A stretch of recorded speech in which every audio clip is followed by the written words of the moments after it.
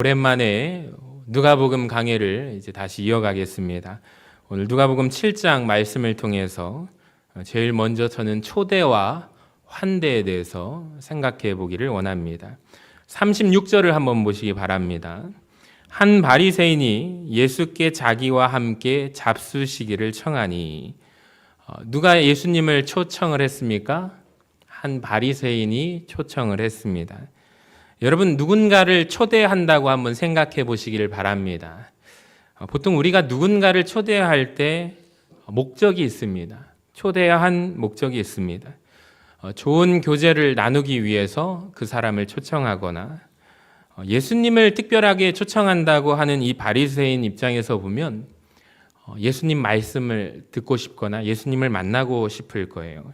그러니까 초대의 목적이 있습니다. 근데 이 사람은 바리새인인데 조금 그 초대의 목적이 달랐던 것 같습니다. 39절에 보니까 이 바리새인의 속마음이 조금 나오는데요. 예수를 청한 바리새인이 그것을 보고 마음에 이르되, 같이 읽어볼까요? 노란 글씨 시작. 이 사람이 만일 선지자라면 자기를 만지는 이 여자가 누구며 어떠한 자 곧 죄인인 줄을 알았으리라 하거늘. 이런 얘기를 하는 것으로 봐서는 이 바리새인이 속마음으로 예수님을 좋아하는 것 같지는 않습니다. 이 바리새인답게 약간 예수를 경계하는 듯한 느낌을 보여줍니다. 이 사람의 속마음이 시간이 지나서 겉모습으로 그대로 드러나게 되는데, 예수님을 대접하는 과정에서 44절을 한번 보실까요? 예수님이 뭐라고 지적하시냐면, 시몬에게 이르시되, 바리새인의 이름입니다. 이 여자를 보느냐? 내가 너의 집에 들어올 때 너는 내게 발 씻을 물도 주지 아니하였다. 먼저 그림을 한번 보여주시면, 이스라엘 사회는 우리가 지금 구두를 신거나 운동화를 신는 지금 모습과는 전혀 다른, 그림에서처럼 흙먼지를 뒤집어 쓰고, 또 오늘날 좋은 샌들처럼 생각하시면 안 됩니다. 얇은 샌들, 아주 밑창이 얇고요, 가죽으로 덧대서 발이 그대로 노출된 샌들을 신고 다닙니다. 그러니까 먼지도 날리고 흙길이기 때문에 길도 좋지 않아서 건조하고 발이 제일 먼저 더러워지게 됩니다. 그러니까 발이 제일 더럽기 때문에 집에 오면 제일 먼저 하는 절차가 뭐냐면 발을 씻고 들어가는 거예요. 마찬가지로 어느 한 사람을 초청해서 자기 집에 모신다면 기본적인 제일 첫 번째 대접이 뭐예요? 발을 씻을 수 있는 물을 대접하는 것입니다. 이거는 상식적입니다. 아주 기본적인 대접입니다. 근데 보세요. 이 바리새인은 예수님을 초청해 놓고는 무엇을 안 줍니까? 발 씻을 물을 주지 않습니다. 이것은 기본적인 대접을 하지 않은 것입니다. 또 주님이 말씀하십니다. 45절에 너는 내게 무엇도 하지 아니하였다? 입맞춤을 하지 않았다. 이스라엘 사람들에게 입맞춤, 가벼운 입맞춤은 인사입니다. 친근함의 표시이죠. 그러니까 초대를 했는데 발 씻을 물도 주지 않고 인사도 생략해버립니다. 자, 그 다음 46절을 한번 보세요. 너는 내 머리에 무엇도 붓지 않았다? 감람류도 붓지 않았다. 자, 이것은 좀 특별한 것인데요. 극진한 대접, 환대의 의미가 담겨져 있는 행위입니다. 근데 이것조차 하지 않았다. 예수님께서 말씀하십니다. 자, 종합해 봅시다. 이 바리새인이 누구를 초대했어요? 예수님을 초대했습니다. 초청한 것은 맞습니다. 성경에 보면은 계속돼서 반복되는 표현이 예수님을 청한, 예수님을 초대한 바리새인이라고 말합니다. 예수님을 초청을 해서 집에 모셨습니다. 집으로 영접은 했습니다. 자, 그런데 무엇을 안 하고 있죠? 환대를 안 하고 있습니다. 한번 따라해 볼까요? 환대. 그러니까 지극히 대접한다. 극진하게 대접한다. 환대에 있는 행위를 전혀 안 하는 것이죠. 종합해 보면 이 바리새인이 초청한 것은 맞지만, 영접은 하고 있지만 예수님에게 걸맞는 환대 대우는 하고 있지 않습니다. 자, 그때 한 여인이 등장합니다. 자, 이 여인을 성경은 뭐라고 묘사하냐면 37절에 보니까 그 동네에 죄를 지은 한 여인이다라고 말합니다. 제가 예전에도 말씀드렸는데 성경에서 이 시대 고대 근동사회에서 죄인 하면은 남자의 죄인의 대표가 따라해 볼까요? 세리. 남자는 세리이고 여자는 창기입니다. 그러니까 오늘 이 여인이 죄인이다, 어떠한 여자를 보고 죄인이다라고 말한다면 이 여자의 직업이 뭐예요? 창기라는 것이죠. 그러니까 이 여인은 초대받지 못했지만 예수님이 우리 마을에 오셨다라는 이야기를 듣고 예수님을 찾아가죠.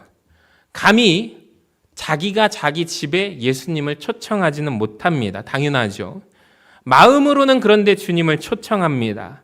그리고 이 사람이 하는, 예수님께 하는 행동을 잘 보시기 바랍니다.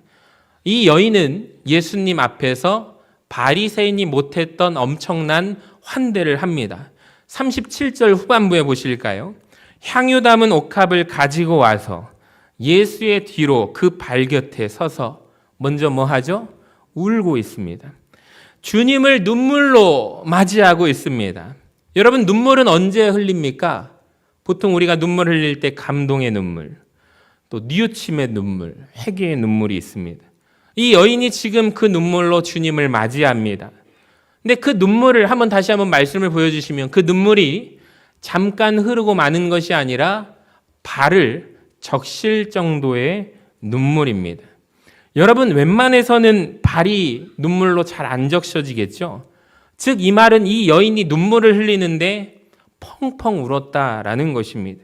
그리고 그 눈물이 흐른 그 예수님의 발을 머리털로 닦습니다. 그러니까 자기 머리털로 예수님의 발을 닦았다는 의미는 여러분, 나는 비천한 존재입니다 라는 뜻이라고 합니다. 즉, 당신은 나의 주인이십니다. 그리고 그 발에 입을 맞추죠. 그러니까 노예가 주인 발에 입을 맞추던 시대와 상황입니다. 즉, 당신은 나의 주인이 되십니다. 나는 당신의 종입니다 라는 고백과 행위가 이 극진한 환대 속에 여인이 하고 있는 모습입니다. 그리고 더 중요한 것, 그녀가 가지고 있는 옥합을 깨트려서 향유를 붓습니다. 여러분, 이게 왜 중요하냐면요, 오늘날 이 시대는 향수를 쉽게 구입할 수 있는 시대를 우리가 살아가고 있습니다. 제가 어렸을 때만 해도 이게 향수인지 방향제를 보고 향수라고도 말해서 뿌리면 무조건 냄새가 향기로우니까 막 좋다고 킁킁 맡았던 시대를 지나 지금은 향수에 따라서, 냄새와 향기에 따라서 개인적인 호불호를 갖고 있는 시대를 살고 있습니다. 예전에는 무작정 좋았던 향이 이제는 개인의 취향에 따라서 나는 이 향을 좋아해, 브랜드가 다양하게 향수가 나와 있죠. 쉽게 구할 수 있는 시대입니다. 근데 만약에 우리가 이렇게 생각하면 안 돼요. 예수님 시대도 그랬을 거야. 전혀 아닙니다. 그 시대는 쉽게 이 향수를 구할 수 있는 시대가 아닙니다. 근데 이 여인은 지금 향유를 담은 무엇을 가지고 있죠? 옥합을 가지고 있습니다. 그리고 이 여인의 직업이 뭐죠? 창기였습니다. 그러니까 많은 성경학자들이 이 부분을 이렇게 분석을 해요. 이 향유란 이 여인에게 가장 중요한 의미를 가지고 있습니다. 남자를 유혹하기 위하여, 그 집 안에 향기를 내기 위하여 꼭 필요한 것입니다. 직업적으로. 그러니까 여러분, 이해가 되십니까? 그런데 이것을 깨트려서 주님 발 아래에 부어버립니다. 이게 무엇을 의미할까요? 이제 나는 더 이상 예전의 옛사람을 벗어버리고 나는 주님 만나고 난 이후에 새 사람으로 살겠습니다 라는 고백입니다. 내가 오늘부터 주님 앞에 이 향유를 깨트려 부어버립니다. 희생과 결단이죠. 과거의 삶을 버리고 새 사람으로 살겠다는 그녀의 굳건한 결단과 의지를 의미합니다. 지금 보세요. 성경은 한 집안에 두 사람이 있습니다. 극명한 대조입니다. 바리새인이 있고 어느 이름 모를 한 여인이 있습니다. 바리새인은 의인이죠. 그런데 주님을 초대했지만, 영접은 했지만, 초청했지만 환대하지는 않습니다. 합당한 대우를 갖추어서 대접하지 않습니다. 그런데 이 여인은 감히 주님을 자기 집으로 초청하지 못합니다. 마음으로 초청하지만 극진하게 환대합니다. 여러분에게 질문하겠습니다. 여러분이 만약에 예수님이시라면 예수님 입장에서 볼 때 이 바리새인과 이 여인 둘 중에 보시고 누가 더 기뻐일까요? 여러분이라면 누구를 더 기뻐하겠습니까? 당연히 바리새인보다 죄인인 이 여자를 바라보면서 주님의 마음이 훨씬 더 기쁠 것입니다. 여러분 잘 기억하시기 바랍니다. 우리가 놓치고 있는 게 하나 있어요. 주님을 내 인생에 초청합니다. 우리가 이것을 두 글자로 이렇게 말합니다. 따라해 볼까요? 영접. 영접이라고 들어보셨죠? 주님을 초대하는 거예요. 그러니까 우리가 전도의 방법을 배우면 보통 어떻게 해서 훈련을 받냐면 복음에 대해서 모르는 사람 영혼들을 만나면 복음에 대해서 알려줍니다. 복음 제시를 합니다. 그리고 복음 전파를 합니다. 그리고 그 사람과 대화를 해보고 복음을 제시하다 보면 이 사람이 복음에 대해서 잘 이해한 것 같으면 이제 이런 질문을 합니다. 이제 당신의 마음속에 누구를 모시겠습니까? 예수님을 모시겠습니까? 그렇다라고 말하면 우리가 어떻게 훈련받았죠? 영접 기도문을 시켰습니다. 따라하세요 하면서 영접 기도문을 같이 읽었습니다. 그러니까 이게 우리가 생각하는 복음에 대한 이해이고 복음을 제시하고 과정입니다. 주님을 초청하는 것, 이 모든 과정 귀합니다. 근데 우리가 여기에서 잘 놓쳐버리는 것이 하나 있습니다. 여러분 생각해 보세요. 주님을 내 인생에 초대하는 것. 아까 두 글자로 뭐라고 했죠? 영접하는 것. 그 자체가 중요하지 않습니다. 사실 중요한 건 따로 있습니다. 그게 뭐냐면 내 마음에 주님을 모셔드린 이후에, 영접한 이후에, 따라합시다. 환대. 주님을 환대하는 게 더 귀합니다. 그분을 나의 주인으로 내가 고백하고 초청했다면 이제는 내가 주님을 합당하게 환대하고 대접해드리는 것이 더 중요해요. 우리가 놓치고 있는 게 바로 이겁니다. 우리는 어디에 초점을 맞추냐면 초청하는 것. 주님을 나에게 초대하고 주님을 영접하는 것에 여기에만 관심이 있습니다. 영접기도 했습니다. 주님을 내 마음에 모시고 받아들였습니다. 네, 여러분 거기에서 끝나나요? 그게 중요한 게 아니죠. 초청한 이 다음이 중요한데 이제 그분을 내 인생에 정말 모셨다면 그분에게 합당한 대우를 해드려야 하죠. 그것이 바로 환대입니다. 저는 예수님께서 하나님의 아들이심을 믿습니다. 저는 바라기는 여러분도 그와 같은 고백을 하시기를 주님의 이름으로 간절히 축원합니다. 우리 세례교육이 그래서 정말 중요한 의미가 있어요. 세례교육을 신청을 받아서 중학교 3학년 친구들과 우리 고등학교 2학년 친구들하고 어제 교육을 받았습니다. 신청을 7명을 했는데 지금 2명은 생각해 보겠다고 합니다. 알겠다고 했습니다. 그래서 어제 4명이 온다고 했는데 1명은 생각해 보겠다고 한 친구라서 기다렸더니 3명이 왔습니다. 세례 교육을 하면서 세례에 대한 의미에 대해서 함께 나누었습니다. 그리고 제가 예전에 세례받았던 때를 아이들과 함께 나누었습니다. 처음 시작할 때 아이들이 딱 자세를 잡더라고요. 핸드폰을 딱 밑에다가 의자 밑에다가 딱 준비를 하더라고요. 그러니까 목사님은 교육하십시오. 난 이제 핸드폰으로 하겠습니다. 이런 거죠. 그래서 제가 핸드폰 다 올려놔라, 뒤집어 놔라 해가지고 이제 상에다 뒤집어 놓고 너희들이 열심히 하는 만큼 일찍 끝날 수도 있고 늦게 끝날 수도 있다라고 얘기를 했습니다. 아이들이 막 눈이 커지더라고요. 그래서 어떻게든 열심히 들어서 빨리 끝내겠다라는 의지가 충만해 보였습니다. 그래서 교육을 하나씩 했습니다. 그리고 제가 한 가지 이야기를 했습니다. 제가 세례 교육을 받았을 때는 신약 성경을 노트에다가 다 써오라고 했습니다. 그래서 팔이 끊어져 죽는 줄 알았다고. 그러니까 세례 교육을 받고 나서 나중에 생각해 보니까 노트에다가 정신없이 막 신약 성경을 썼던 기억이 있어서 아이들에게 목사님이 그래도 너희하고 이렇게 교육하는 4번의 시간 4주차 교육을 하고 너희가 문답도 하고 시험도 본다. 우리 학생들만 시험 봅니다. 예전에 시험을 시험지 그럴싸하게 만들어서 가르쳐 줍니다. 예를 들어서 여러분 따라해 봅시다. 39, 27. 신약 성경이 몇 권이죠? 27이고 구약은 39권입니다. 더해 보세요. 66입니다. 얼마나 잘 가르쳐 줍니까? 그랬는데도 애들이 시험 보면은 떨어져요.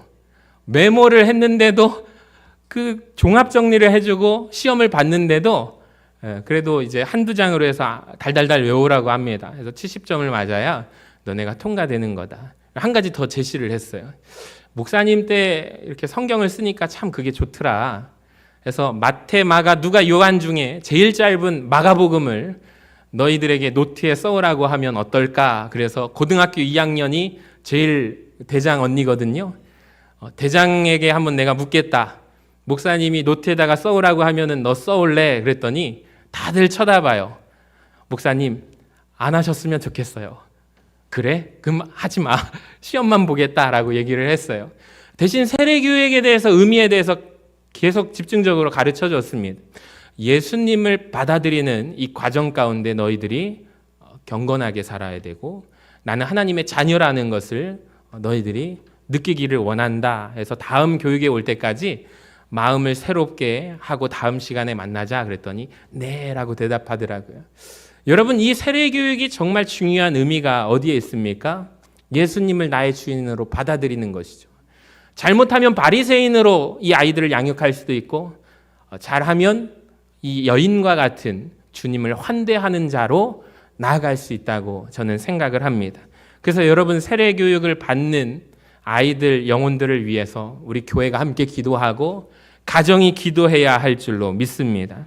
그러니까 예수님이 내 인생에 들어오는 게 얼마나 귀중한지를 우리가 알기 때문에 내 삶에 들어오시는 것도 귀하지만 더 중요한 것은 내가 이제는 내 마음대로 살지 않고 내 인생의 주인의 자리에서 내려와 예수님을 모시고 살아가는 거예요.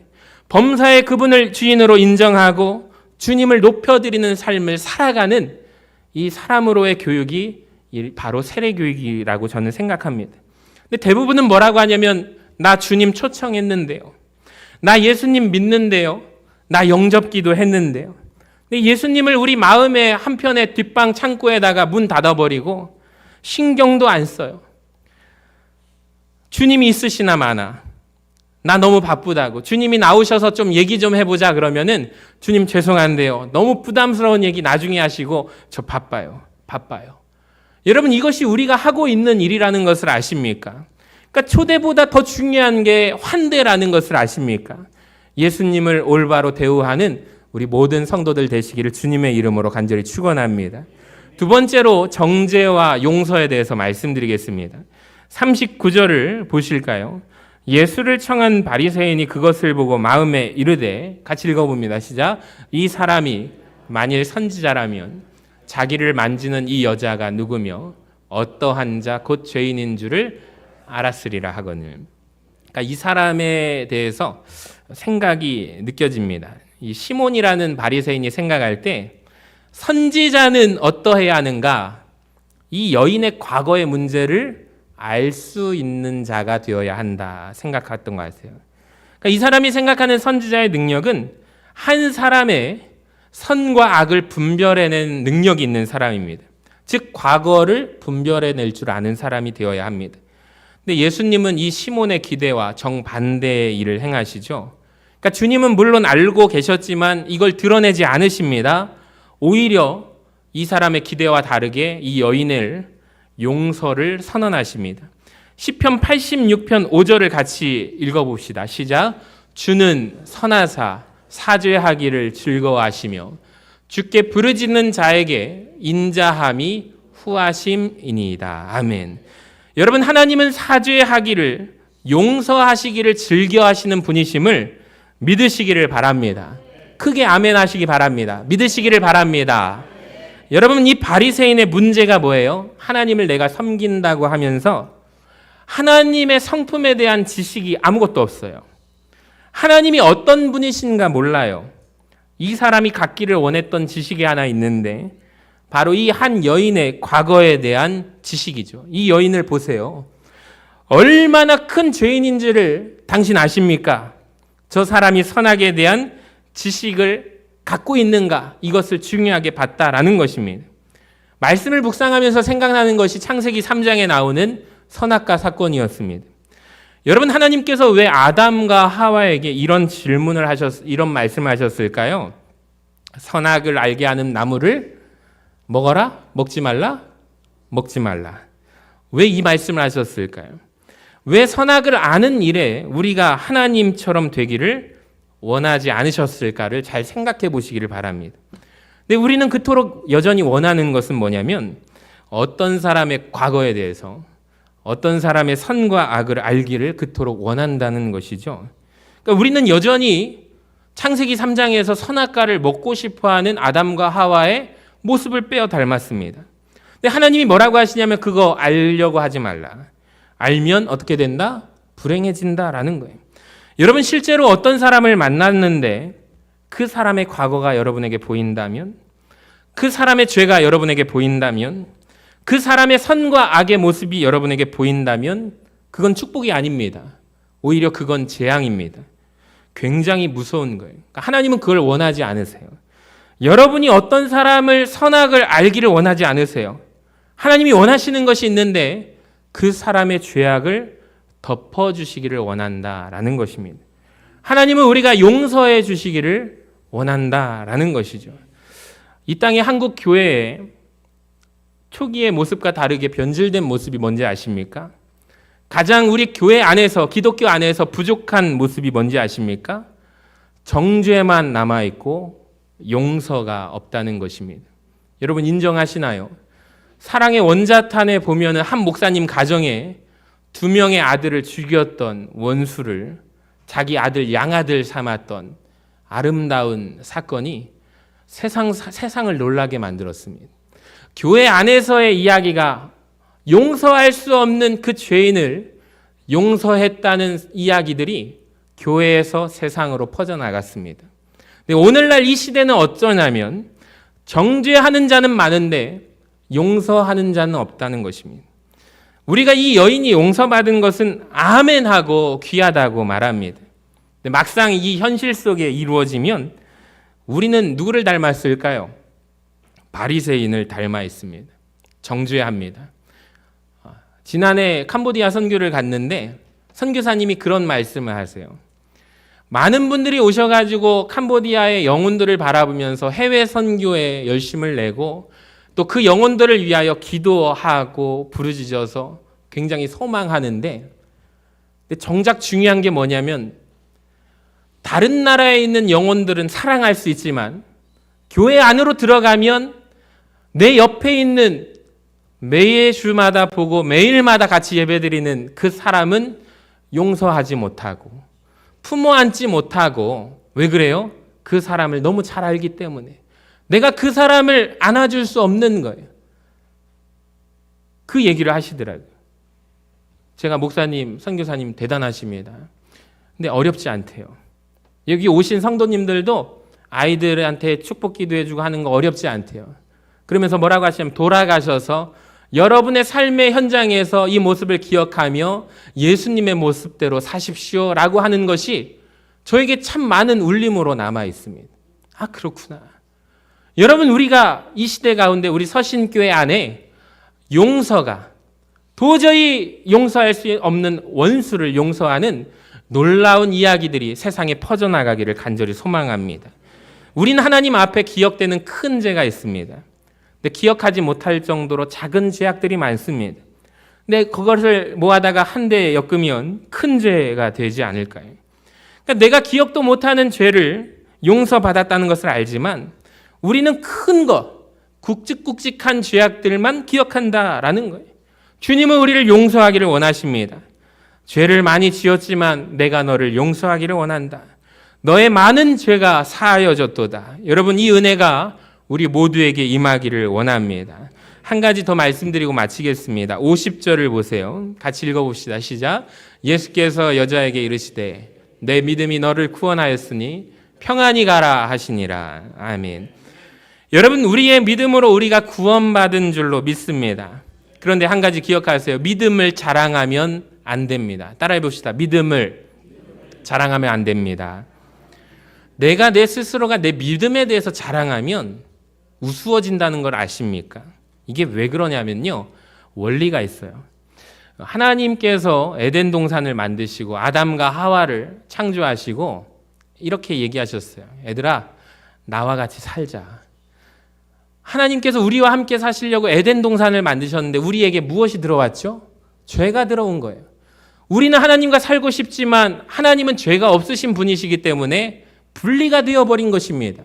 물과 기름처럼 함께 살 수가 없어서 결국에 하나님께서 우리를 에덴 동산에서 내쫓으시지만 가죽옷을 손수 지어서 주님의 사랑의 언약의 표시입니다. 그러니까 하나님은 징벌하시거나 무섭게 우리를 혼내시려고 하는 그런 분이 아닙니다. 창세기 강해로 시작해서 새벽마다 열왕기서를 지금 보고 있습니다. 놀라운 게 뭔지 아십니까? 하나님이 우리를 향하여 구원하시고자 내가 너희를 사랑해서 너희를 구원하고자 싶은데 하나님의 구원 계획이, 인류의 구원의 계획이 창세기로부터 나온다는 것을 아십니까? 하나님은 신실하게 그 약속을 지키시려고 노력하십니다. 역사의 수레바퀴를 돌리시는 분은 하나님이심을 믿으시기를 바랍니다.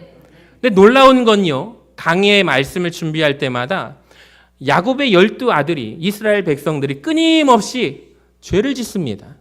하나님은 이스라엘의 12지파로 세워주셔서 믿음의 위대한 조상으로 삼고자 하는데 사람들은 끊임없이 하나님 앞에 죄를 짓는다는 사실을 아십니까?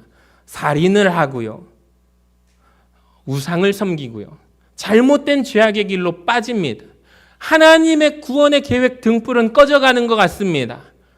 그리고 열왕기서를 보면은 하나님을 기쁘시게 할 만한 왕이 하나도 없다는 것을 아십니까? 정말 세상에 어떻게 한결같이 왕이 이 모양 이 꼴인지. 결국에 남북의 이스라엘이 멸망당했습니다. 오늘 새벽에 포로로 끌려갔습니다. 나라가 무너졌습니다. 왜 그럴까요? 하나님을 섬기지 않았기 때문에.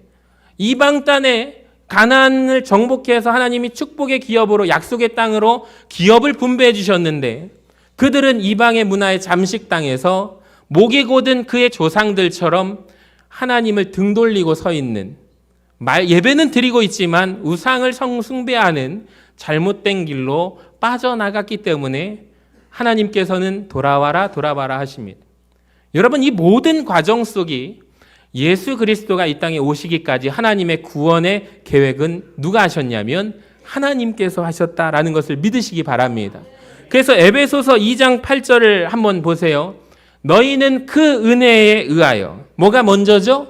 은혜가 먼저라는 거예요. 그 다음에 믿음으로 말미암아, 믿음으로 반응한 거예요. 구원을 얻었대요. 이것이 너희에게 난 것이 아니요 하나님의 선물이라. 따라합시다. 하나님의 선물. 그러니까 즉 구원은 하나님의 선물임을 믿으시기를 바랍니다. 근데 우리가 그것을 믿음으로 반응할 때 9절, 행위에서 난 것이 아니니 누구든지 자랑하지 못하게 하려 함이라. 여러분 잘 들으세요. 모든 것은 하나님 편에서 하나님의 은혜로 말미암아 행하셨음을 믿으시기를 바랍니다. 내가 믿어서 구원받는 것도 맞지만 우선적으로 누가 은혜를 베풀어 주신 거예요? 하나님이 우리에게 은혜를 베풀어 주셨기 때문에 우리는 구원을 선물로 받았기 때문에 자랑하면 안 된다라는 그 은혜에 감사하시는 우리 모두가 되시기를 바랍니다. 말씀을 마칩니다. 여러분, 나는 과연 예수님을 환대하고 있는 자인가? 초대가 중요하지만 환대가 더 중요하다라는 것을 기억하시고 바라기는 예수님을 저쪽으로 뒷방 구석으로 몰아내지 마시고 인생의 주인으로 대우하시나 환대하시는 우리 모든 성도님들 되시기를 주님의 이름으로 간절히 축원합니다.